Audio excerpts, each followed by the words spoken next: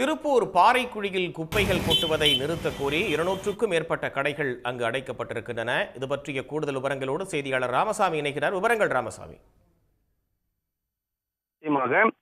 திருப்பூர் மாநகராட்சியில் உள்ள 60 வார்டுகளில் தினசரி சேகரமாகும் 700 முதல் 800 டன் குப்பைகளை முதலைபாளையம் பகுதியில் உள்ள பயன்பாடற்ற கல்குவாரி பாறைக்குழிகளில் மாநகராட்சி சார்பில் கொட்டப்பட்டு வருகிறது.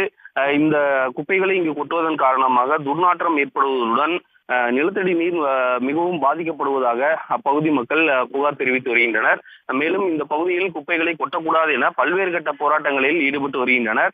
இதன் தொடர்ச்சியாக கடந்த வாரம் கூட திருப்பூர் மாவட்ட ஆட்சியர் அலுவலகத்தில் முற்றுகை போராட்டத்தில் ஈடுபட்டனர். அவர்களை போலீசார் கைது செய்து தனியார் மண்டபத்தில் அடைத்தனர். இதனிடையே மாநகராட்சி நிர்வாகத்தினுடன் நடந்த பேச்சுவார்த்தையில் மாநகராட்சி சார்பில் 3 மாதங்கள் தவணை கேட்டதாக கூறப்படுகிறது. ஆனால் அதற்கு அப்பகுதி மக்கள் ஒத்துழைப்பு தரவில்லை.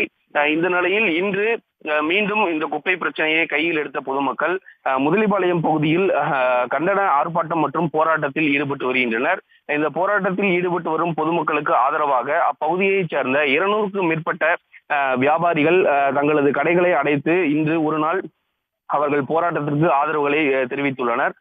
தொடர்ந்து பொதுமக்கள் 500க்கும் மேற்பட்டோர் முதலிபாளையம் பகுதியில் கண்டன ஆர்ப்பாட்டம் மற்றும் போராட்டத்தில் ஈடுபட்டு வருகின்றனர். மேலும் அங்கு எந்தவித அசம்பாவிதமும் ஏற்படாமல் இருக்க போலீசார் குவிக்கப்பட்டுள்ளனர். இந்த நிலையில் மீண்டும் பொதுமக்கள் காங்கேயம் திருப்பூர் நெடுஞ்சாலையில் போராட்டத்தில் ஈடுபட்டு சாலை மறியல் போராட்டத்திலும் ஈடுபட்டு வருகின்றனர்.